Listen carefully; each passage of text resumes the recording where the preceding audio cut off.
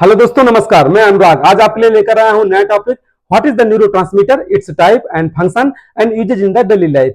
दोस्तों, अगर आप इस चैनल पर नए हैं तो अनुराग यादव मास्टरमाइंड चैनल को सब्सक्राइब करें। मैं आपके करियर को ग्रो करने के लिए बेहतरीन जानकारी देता रहूंगा।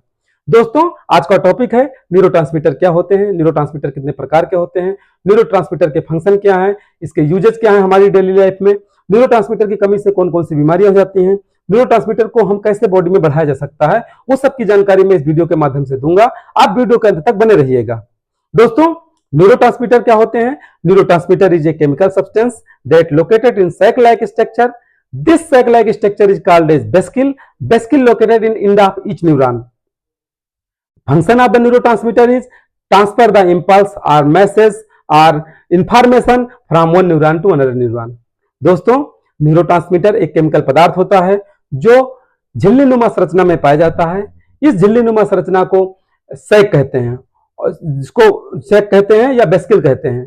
ये वेसिकल न्यूरॉन, हर न्यूरॉन के अंत में पाया जाता है। यानी कि झिल्लीनुमा संरचना को वेसिकल्स कहते हैं और वेसिकल्स हर न्यूरॉन के अंत में पाया जाता है। यानी कि बॉडी में जो मिलियन और ट्रिलियन न्यूरॉन्स हैं, उन सब के अंत में जो है, एंड में ये वेसिकल्स पाए जाते हैं। और हर वेसिकल्स में क्या होता है? न्यूरोट्रांसमीटर होता है।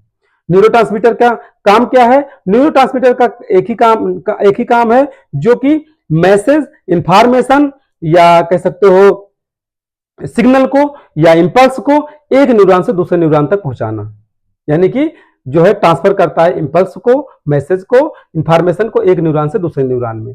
आपको जैसे कि पिछले वीडियो में बताया था कि न्यूरॉन क्या होते हैं। Neuron is a pathway through which impulse is travel from one neuron to another neuron through the neurotransmitter. यानी कि न्यूरोट्रांसमीटर जिसका जो काम है कि वो कोई इंफॉर्मेशन को एक न्यूरॉन से दूसरे न्यूरॉन तक ले जाता है। न्यूरोट्रांसमीटर को न्यूरो हार्मोन बोलते हैं, न्यूरोकेमिकल्स बोलते हैं, केमिकल मैसेंजर बोलते हैं और इसको जो है सिग्नल ट्रांसमीटर भी बोलते हैं। ये न्यूरोट्रांसमीटर जो है हमारी बॉडी में तीन प्रकार से होते हैं। एक होता है एक्साइटेटरी न्यूरोट्रांसमीटर, दूसरा है इनहिबिटरी न्यूरोट्रांसमीटर, तीसरा है मॉड्यूलेटरी न्यूरोट्रांसमीटर।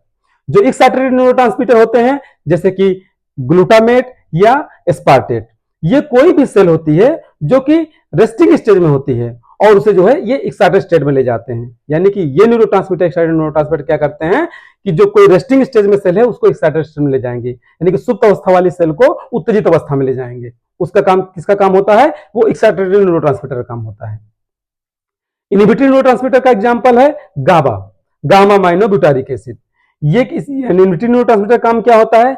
ये कोई जो एक्साइटेड स्टेट में सेल है उसे रेस्टिंग स्टेज में लाते हैं, यानी कि जो उत्तेजित अवस्था में सेल है उसको सुप्त अवस्था में लाकर आते हैं। इनका काम है इनहिबिटरी न्यूरोट्रांसमीटर का।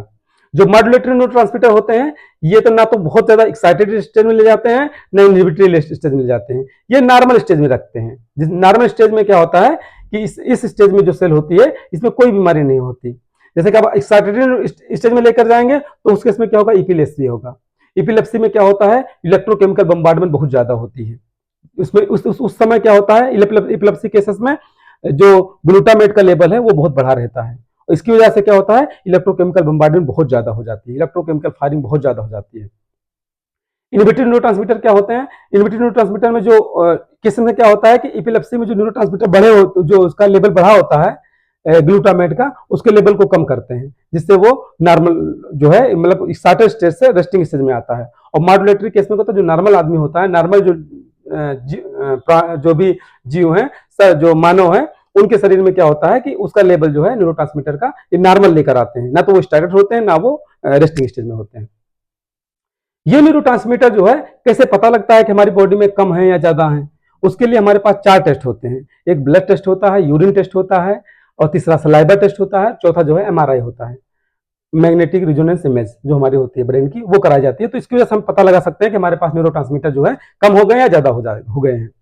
ये न्यूरोट्रांसमीटर को कभी भी बढ़ाना हो तो उस केस में क्या होता है? डॉक्टर की सलाह लेना बहुत जरूरी है। न्यूरोट्रांसमीटर को बढ़ाने के लिए बहुत सारे न्यूट्रोपिक्स दिए जाते हैं पेशेंट को, कि जिससे न्यूरोट्रांसमीटर की वजह से न्यूरोट्रांसमीटर जो है बढ़ जाए उन न्यूट्रोपिक्स की वजह से। जैसे न्यूट्रोपिक्स में आपको इससे पहले भी 3-4 वीडियो पहले मैंने बनाया था, न्यूट्रोपिक्स क्या होते हैं, उसके वो जो है हमारे जीवन में कैसे यूज किया जाता है।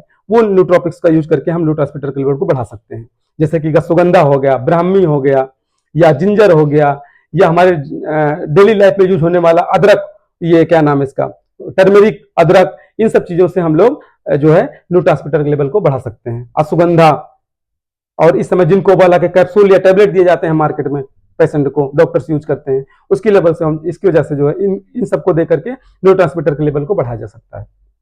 और भी न्यूरोट्रांसमीटर को बढ़ाने के लिए जैसे कि हम योगा करते हैं, योगा करने से क्या होता है कि हमारा स्ट्रेस कम होता है, उस केस में जो है न्यूरोट्रांसमीटर के लेवल को बढ़ जाता है या बढ़ाया जा सकता है।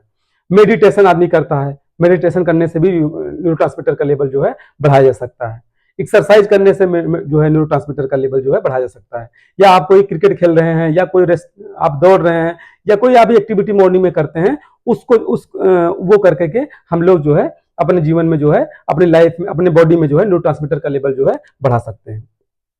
अगर यही न्यूरोट्रांसमीटर जो है हमारी बॉडी में कम हो जाता है तो उसकी वजह से जो बहुत सारी बीमारियां हो जाती हैं, जैसे कि इंसोम्निया, आदमी को नींद नहीं आती है, ये अल्जाइमर डिसीज हो जाती हैं, जिसमें जो है रेगुलरली जो है डिग्रेडेशन होता है न्यूरॉन का, न्यूरोट्रांसमीटर कम हो जाते हैं तो इसलिए मैसेज ट्रांसफर नहीं हो पाता, उस केस में होता है।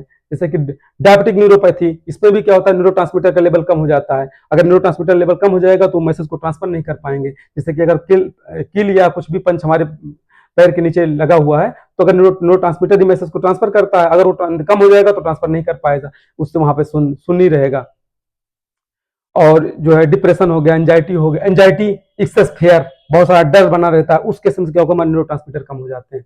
तो इन सब सभी बीमारियां जो है दूर करने के लिए हम लोग न्यूरोट्रांसमीटर के लिए जो है बढ़ाने के लिए बाहर से सप्लीमेंट लेते हैं, योगा करते हैं। और ये सब चीजें जो है कभी भी बढ़ाना या घटाना हो उसके लिए हमें जो है डॉक्टर की सलाह लेना बहुत जरूरी है। तो दोस्तों ये थे न्यूरोट्रांसमीटर। अगर न्यूरोट्रांसमीटर में कोई कहीं पे कोई प्रॉब्लम है, ये आपको समझने में कोई दिक्कत हो तो कमेंट कीजिएगा।